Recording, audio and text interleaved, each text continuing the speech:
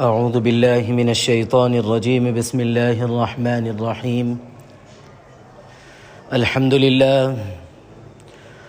للہ وحدہ والصلاة والسلام على من لا نبی بعدہ ولا رسول بعدہ ولا معصوم بعدہ ولا امت بعد امتی ولا کتاب بعد کتابی اما بعد۔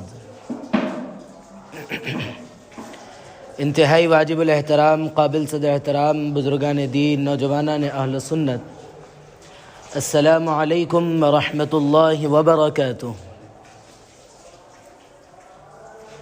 آج تقریباً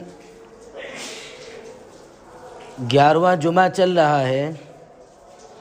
اس موضوع کو شروع کرتے ہوئے کہ اسلامی شادی اور ہمارے طرز عمل کو، کئی باتیں ہمارے سامنے آئی، بہت ساری چیزیں وہ تھیں جن کو ہم مسلسل کر رہے تھے، اور اس میں سے بعض چیزیں وہ تھی جس میں ابھی ہم کو موقع تو نہیں ملا لیکن شرکت کر رہے تھے۔ بہرحال مختلف چیزیں آئی۔ اب یہ موضوع بھی بہت ساری چیزیں اس میں بچی ہوئی ہے، لیکن آگے کہاں تک لے جائیں، کتنا لے جائیں۔ گزشتہ حضرت ابوبکر رضی اللہ عنہ کا تذکرہ آنا تھا، اس موضوع کی وجہ سے وہ بھی رہ گیا۔ حضرت معاویہ رضی اللہ عنہ کا تذکرہ آنا تھا، وہ بھی رہ گیا۔ اور پھر شعبان کے سلسلے میں کچھ باتیں آنی تھی، رجب کے سلسلے میں کچھ باتیں آنی تھی، سب اس موضوع کے تحت چھٹتی چلی گئی۔ اسی لیے جتنا حتی الامکان بیان کیا گیا، آج صرف خلاصہ کہیے یا آخری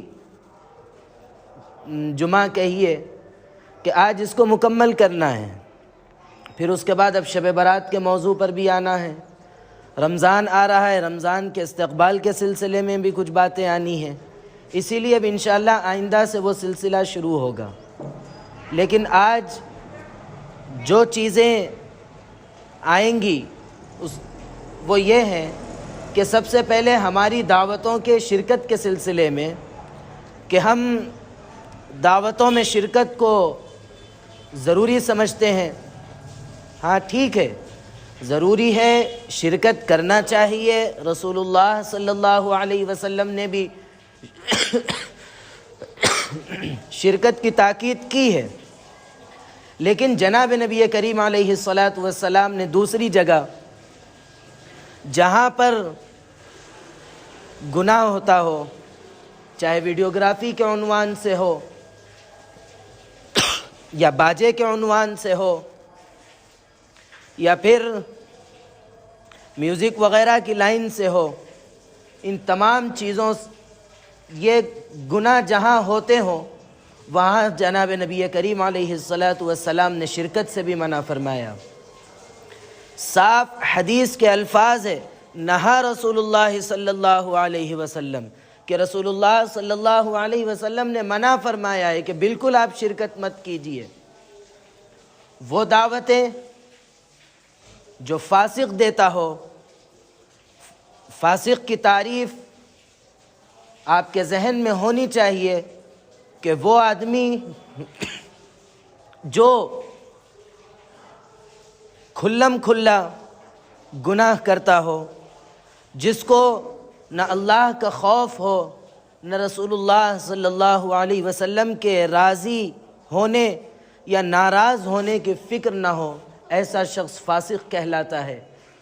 اگر ہماری دعوتوں کے اندر کوئی گناہ کا کام ہوتا ہے تو ایسی صورت میں یہ فسق و فجور والا کام ہوتا ہے، اور باجا رکھنے والا فاسق کہلائے گا، ویڈیو لینے والا فاسق کہلائے گا۔ ایسے شخص کی دعوت میں جانے سے رسول اللہ صلی اللہ علیہ وسلم نے بھی منع فرمایا۔ سب سے پہلے تو جب کسی دعوت میں شریک ہونا ہو تو یہ غور کرنا چاہیے کہ میں جس دعوت میں شریک ہو رہا ہوں میں جس دعوت میں جا رہا ہوں یہ دعوت حلال پیسے سے کی جا رہی ہے یا حرام پیسے سے کی جا رہی ہے۔ اگر حرام پیسے سے یہ دعوت ہو رہی ہے تو پھر آپ کے لیے اب جائز نہیں ہے اس دعوت میں شرکت۔ اب یہ دیکھا جائے کہ جب آپ یہ دیکھ لیے ہیں کہ پیسہ حلال ہے، اب شرکت کے لیے فوراً ابھی آگے بڑھنا نہیں ہے، بلکہ دوسری طرف یہ دیکھنا ہے کہ یہ دعوت دینے والے کے پاس کہیں اسلامی احکامات تو نہیں توڑے جا رہے ہیں، کہیں اللہ اور اس کے رسول کو ناراض کیے جانے والے اعمال تو نہیں کیے جا رہے ہیں۔ یہ غور کرنے کے بعد آپ کو قدم آگے بڑھانا ہے۔ اگر اللہ کو ناراض کرنے والے یا رسول اللہ صلی اللہ علیہ وسلم کو ناراض کرنے والے اعمال کیے جاتے ہیں تو پھر اب آپ کو ایسی دعوتوں میں شرکت سے بچنا چاہیے۔ ایسی ہی دعوتوں میں شرکت سے جناب نبی کریم علیہ الصلاۃ والسلام نے منع فرمایا۔ اور پھر جب ہم شرکت کرتے ہیں تو پھر ایک ایسا عمل کرتے ہیں جو معاشرے کے اعتبار سے، اسلامی اصول اور اسلامی تعلیمات کے اعتبار سے ناپسندیدہ عمل ہے۔ وہ یہ کہ دستر کے بچھنے کے وقت جو ہمارے یہاں بے اعتدالی ہوتی ہے، جس کو ہم اپنی اصطلاح میں اڑی پڑنا بھی کہتے ہیں، یہ انتہائی غلط بات ہے۔ دعوت اگر آپ کو کوئی شخص دیتا ہے، آج کل مزاج بن گیا کہ کھانا ضروری ہے، ورنہ دعوت کا مطلب کھانا ضروری نہیں بلکہ شرکت ہے۔ آپ وہ خوشی میں ہیں، آپ ان کی خوشی میں شرکت کیجئے، آپ ان کی ہمت افزائی کیجئے، اصل مطلب تو یہ تھا۔ لیکن ہم دعوت کا مطلب کھانا اور مختلف قسم کے مختلف اقسام کے کھانوں کو ہم نے ترجیح دی اور اپنا مزاج بنایا۔ اور پھر جب کھانے بھی ہم کھاتے ہیں تو پھر عیب جوئی کے بغیر نہیں اٹھتے۔ اور بعض دعوتوں کے اندر اگر یہ نہ ہو تو یہ جیسا مثال کے طور پہ ابھی 2 دن پہلے ایک صاحب بتا رہے تھے کہ جن دعوتوں میں جھینگے نہیں ہوتے وہ غریبوں کی دعوت، یہ سب کیا مزاج ہم نے بنایا ہے؟ جھینگے کے سلسلے میں آپ مسئلہ جانتے ہیں؟ جھینگے کے سلسلے میں یہ مسئلہ ہے کہ جو حضرات اس کو مچھلی کی قسم مانتے ہیں ان کے پاس جائز ہے، اور جو حضرات اس کو مچھلی نہیں سمجھتے، علماء کے اندر ہماری رائے کے کوئی وہ نہیں رہتا کیونکہ نہ ہم سمندری لوگ ہیں نہ ہم اس کی تحقیق اور گہرائی کے لوگ ہیں، لیکن جو اس کی تحقیق اور اس کی گہرائی کے لوگ ہیں، علماء ہیں یا سمندری لوگ ہیں، وہ زیادہ جانتے ہیں۔ اگر اس کو کیڑا سمجھتے ہیں تو پھر ناجائز ہے۔ اب آپ خود تصور کیجئے کہ جھینگا آپ مچھلی مانتے ہیں یا کیڑا مانتے ہیں؟ اگر آپ مچھلی سمجھتے ہیں تو پھر جائز ہے۔ ایک کتاب ہے علامہ دمیری رحمۃ اللہ علیہ کی، حیات الحیوان کے نام سے، یہ تقریباً بہت پرانی 700-800 سال پہلے لکھی گئی کتاب ہے، آج بھی بازار میں ہے۔ تو اس کتاب کے اندر علامہ دمیری رحمۃ اللہ علیہ نے مختلف جانوروں کے سلسلے میں تحقیق فرمائی۔ انہوں نے تو یہاں پر، کیونکہ وہ مسلکاً شافعی تھے، احناف کے نزدیک جو ہے مکروہ ہے لیکن شوافع کے نزدیک جائز ہے، تو علامہ دمیری نے بھی اس کو مچھلی کی قسم مانا ہے۔ تو بہرحال جو شخص مچھلی سمجھتا ہے کھائے، جو شخص کیڑا سمجھتا ہے بچے، اس میں اختلاف کرنے کی، برا بھلا کسی کو کہنے کی ضرورت نہیں ہے۔ بہرحال کھانوں کے سلسلے میں ہماری بے اعتدالیاں گزشتہ بھی آئی تھی کہ جتنی ضرورت ہے اتنا نہیں لیتے، حرص میں آ کر زیادہ ڈال لیتے ہیں، پھر بچا کر سارا پھینک دیتے ہیں۔ یہ رزق کی بے احترامی کی وجہ سے اللہ رب العزت ہم پر رزق کی تنگی ڈال سکتے ہیں، اسی لیے ان چیزوں سے بچنا چاہیے۔ اور پھر ایک بات اور آئی تھی جس کو آج ہمارے معاشرے کے اندر نیوتا کہا جاتا ہے، اس کو بھی ذہن میں رکھنا چاہیے کہ فلاں آدمی اتنی رقم، اتنا ہدیہ مجھے دیا تھا، اب اس کے پاس جب دعوت ہوگی، جب اس کے پاس تقریب ہوگی تو میں بھی اتنا ہی دوں گا۔ یہ سب معاوضہ اگر آپ وہ لکھ کر رکھتے ہیں، اگر آپ کچھ بڑھ کے دیتے ہیں تو وہ سود کی قسم میں سے بھی ہو سکتا۔ اسی لیے اگر آپ کسی کو ہدیہ دینا چاہتے ہیں، اگر آپ کسی کو کچھ دینا چاہتے ہیں شادی وغیرہ کی تقریبات میں، تو آپ محبت کے لیے دیجئے، آپ سنت سمجھ کے دیجئے۔ ہدایے کا لینا دینا، ہدایے کا تبادلہ سنت بھی ہے، آپ سنت سمجھ کے دیجئے۔ محبت بڑھنے کے لیے، آپسی محبت بڑھانے کے لیے دیجئے۔ آپ یہ سوچ کر مت دیجئے کہ میں اس کو اتنا دے رہا ہوں، اس کو بھی چاہیے کہ وہ مجھے اتنا دے، یا آپ یہ ہرگز تصور مت کیجئے وہ مجھے اتنا دیا تھا میں بھی اتنا ہی دوں گا۔ یہ تصورات ہٹا کر خالص اللہ کے لیے آپسی محبتیں، مودتیں بڑھانے کے لیے ہدایت دیں، تو اس کا فائدہ بھی ہوگا، محبتیں بھی بڑھے گی، اور پھر رسول اللہ صلی اللہ علیہ وسلم کی سنت زندہ کرنے والوں میں بھی ہمارا شمار ہوگا یہ۔ اور پھر ولیمے کی دعوت کے اندر، شادی کی دعوت تو خیر ہمارے یہاں مطالبے کے طور پر ہوتی ہے، اس کی کوئی وہ نہیں ہے۔ ولیمے کے سلسلے میں جناب نبی کریم علیہ الصلاۃ نے بھی اہتمام فرمایا۔ حضرت زینب بنت جحش رضی اللہ عنہا کا جب نکاح جناب نبی کریم علیہ الصلاۃ سے ہوا تھا، اس وقت جناب نبی کریم علیہ الصلاۃ نے ایک بکری ذبح فرمائی تھی۔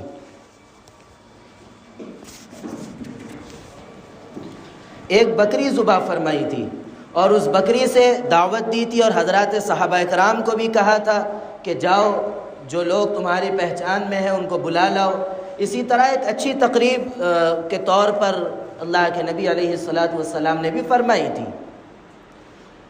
لیکن ضروری سمجھ کے اور اس کو جو ہے اتنے ہی افراد، اتنے ہی اجزاء، یا ولیمے کے لیے 800 آدمی کا جب تک ہمارے یہاں بندوبست نہیں ہو گیا اس وقت تک ہم نکاح نہیں کریں گے، یہ سب بیکار واہیات چیزیں جو غیر مسلموں کی طرف سے ہمارے یہاں آئی ہیں وہ ہم اپنائے ہیں۔ حالانکہ ہمارے لیے ولیمے میں بھی یہ نہیں ہے کہ آپ اتنے افراد بلائیے، یا آپ کے لیے لازم ہے کہ آپ تمام خاندان کو بٹورے، اس کی بھی ضرورت نہیں ہے۔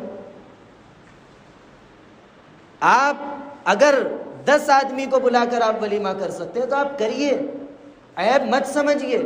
آج ہم شریعت سے دور ہونے کی وجہ سے یہ ہمارے اندر ایک عجیب چیز لگتی ہے، کہہ رہے بھائی ہم جو ہے ان کو نہیں بلائے تو کیسا، ان کو نہیں بلائے تو کیسا۔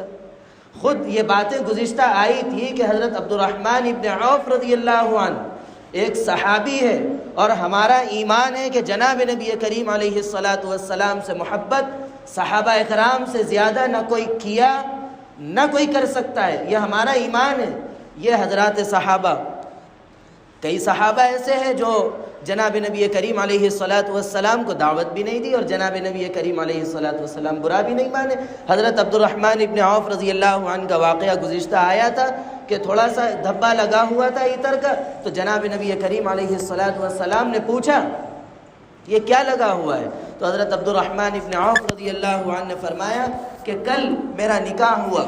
تو جناب نبی کریم علیہ الصلاۃ نے مبارکباد دی اور کہا کہ آپ ولیمہ کر لیجئے، اگرچہ آپ جو ہے ایک بکری ہی کاٹ کر کیوں نہ ہو، لیکن آپ ولیمہ کر لیجئے۔ تو شرکت کرنا بھی ضروری نہیں ہے اور ہر شخص کو بلانا بھی ضروری نہیں ہے۔ ان چیزوں کی وجہ سے شرکت کو ضروری سمجھنا، بلانا ضروری سمجھنا، اس وجہ سے ہمارے کئی نکاح رکے ہوئے ہیں، جس کی وجہ سے گناہ بڑھ رہے ہیں، اسی لیے ان چیزوں سے بچنا چاہیے۔ اب آخر میں اتنے 11 آج 11واں جمعہ ہے، 11 جمعے کا خلاصہ صرف اتنا ذہن میں رکھیے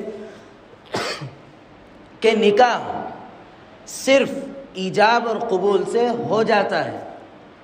آپ کے لیے شادی خانے کا اہتمام، رسم کا اہتمام، منہ میٹھے کا اہتمام، مصری بادم لٹانے کا اہتمام، اور پھر مختلف قسم کے کھانوں کا اہتمام کچھ بھی ضروری نہیں ہے۔ آپ کے لیے صرف اور صرف مسجد میں نکاح کیجئے، رخصت کر دیجئے، آپ کے پاس حیثیت جتنے افراد کو بلانے کی ہے بلائیے، خاندان میں ہر شخص کو بلانا چاہتے ہیں بلائیے، نہیں بلانا چاہتے ہیں مت بلائیے، کوئی ضروری نہیں ہے، کوئی ضروری نہیں ہے۔ بلانے کو ضروری سمجھنے سے خود کئی قسم کے، اور ہر شخص یہ چاہتا ہے کہ میں قریبی ہوں، میں قریبی ہوں، اگر یہ سوچتے رہیں گے تو پھر ایسے ہی ایک نکاح گزشتہ دنوں ایک عالم دین کے گھرانے میں ہوا، انہوں نے ان کی لڑکی کا نکاح ہوا، انہوں نے اپنے رقعے پر یہ لکھا کہ اگر میں ہمارے خاندان والوں کو جمع کروں گا تو 3 کرکٹ کے میدان بھی بس نہیں ہوں گے، اور اگر چند افراد کو میں بلاؤں گا تو دوسرے افراد یہ سمجھیں گے کہ میں بھی قریبی ہوں، تو وہ برا مانیں گے۔ اسی لیے صرف دعوت خطبہ نکاح میں شرکت کی دی جاتی ہے، اور ولیمے میں ہم مطالبہ کر نہیں سکتے، نہ شرعی اعتبار سے نہ اخلاقی اعتبار سے جو ہے درست ہے، اسی لیے ہم ان سے بچے والوں سے مطالبہ بھی نہیں کریں گے کہ ہمارے اتنے افراد ہیں۔ تو اس قسم کی اگر دعوتوں کو ہم آگے بڑھائیں گے، اس قسم کی دعوتوں کو ہم اپنے معاشرے میں کرنے لگیں گے، تو پھر ہمارے لیے واقعتاً نکاح آسان ہوگا۔ جو آج نکاح آسان کرو کی جو مہم چلتی ہے، کیا ہے وہ؟ آپ نکاح کو آسان کس طرح؟ آپ سادگی سے کیجئے۔ مسجد میں نکاح کر کے لے کے جانے سے ایک تو آپ سنت زندہ کرنے کی وجہ سے آپ کے لیے باعث برکت بھی ہوگا، اور پھر دوسرے پر بوجھ بڑھنے سے بھی آپ بچ جائیں گے۔ آپ کو خود اس بات کا احساس، اس بات کا علم ہے کہ لوگ شادی وغیرہ کے اندر بچی والوں سے مطالبہ کرتے ہیں کہ بھئی ہمارے افراد اتنے نہیں، اتنے رہیں گے، آپ اتنے کا نہیں، اتنے کا اہتمام کیجئے ہماری طرف سے۔ یہ جو مانگ رہے ہیں جائز ہے، درست ہے۔ گزشتہ جو واقعات حضرت عمر رضی اللہ عنہ کے دور خلافت کا آیا تھا وہ ذہن میں ہوگا۔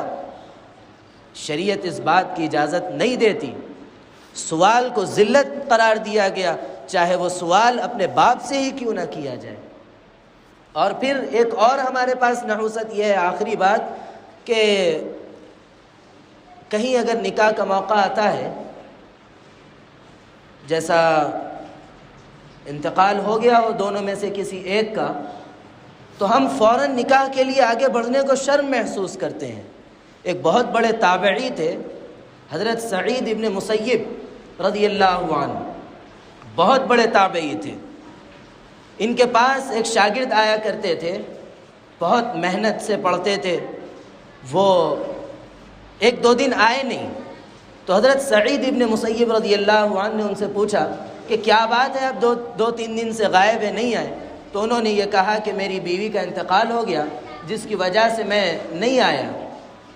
تو حضرت سعید ابن مسیب رضی اللہ عنہ نے فوراً ان سے پوچھا کہ کیا تم دوسرا نکاح کرنا چاہتے ہو؟ تو وہ شاگرد یہ جواب دیے کہ ابھی میرے پاس نہ حیثیت ہے، نہ میرے پاس پیسہ ہے، نہ میرے پاس ہمت ہے۔ تو حضرت سعید ابن مسیب رضی اللہ عنہ نے ان سے سوال کیا کہ اگر کوئی شخص تم کو پیش کرتا ہے تو کیا تم قبول کرتے ہو؟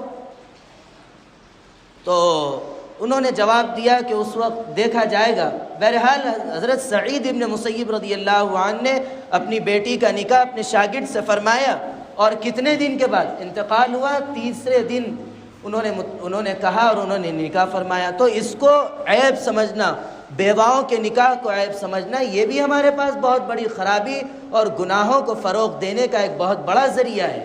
اسی لیے اس عیب کو، جو عیب ہم سمجھتے ہیں حقیقتاً ہے نہیں، اس کو بھی ختم کرنے کی کوشش کریں۔ جو چیزیں میرے ذہن میں تھی، جو چیزیں میرے سامنے آئی، میں نے حتی الامکان تذکرہ کیا، آپ نے سنا۔ اب ہم سب کے ذمے یہ ہے کہ ہم سب عمل کے لیے قدم اٹھائیں۔ اگر ہم قدم اٹھائیں گے تو انشاءاللہ ہمارے معاشرے سے بہت ساری برائیاں ایسی ہیں جو ابھی بھی چل رہی ہے، وہ ختم ہوگی۔ جب وہ ختم ہوگی تو واقعتاً ہمارے لیے نکاح آسان ہوگا اور ہمارے معاشرے سے گناہوں کا خاتمہ ہوگا۔ اللہ رب العزت میرے کہنے کو اور آپ کے سننے کو قبول فرمائے، اور اتنے عرصے سے جو باتیں چل رہی تھی اللہ رب العزت ہم سب کو عمل کی توفیق عطا فرمائے۔ اللہ رب العزت کہنے، سننے، لکھنے، پڑھنے سے زیادہ عمل کی توفیق عطا فرمائے۔ عمل کی باتوں پر عمل کرنے، بچنے کی باتوں سے بچنے، اور عقیدے کی باتوں پر عقیدہ رکھنے کی توفیق عطا فرمائے۔ آخر میں ایک بات یہ ذہن میں رکھے، جمعے کا وقت 1:05 ہے، تو اس سے مراد نماز نہیں ہے، اس سے مراد خطبہ ہے۔ ہمیشہ یہ اتنا موضوع چلا، ناقص رہنے کی وجہ سے ابھی بھی 1 ساتھ ہو گئے، تو میں آپ سے معذرت چاہتا ہوں کہ جو اب تک دیری ہوئی، ایک صاحب بھی بتا رہے تھے کہ دیری ہو جا رہی، وقت دیکھ کر آتے ہیں تو وہ دیری ہو رہی۔ انشاءاللہ آئندہ جمعے سے اس کا اہتمام کریں گے، بھلے ہی اگر 50 پہ تقریر شروع ہو، لیکن 1 بجے انشاءاللہ تقریر ختم کر دیں گے۔ ایک 5 بے کسی بھی حال میں انشاءاللہ خطبہ شروع کر لیں گے۔ اللہ عمل کی توفیق عطا فرمائے، آمین۔ وآخر دعوانا ان الحمد للہ رب العالمین۔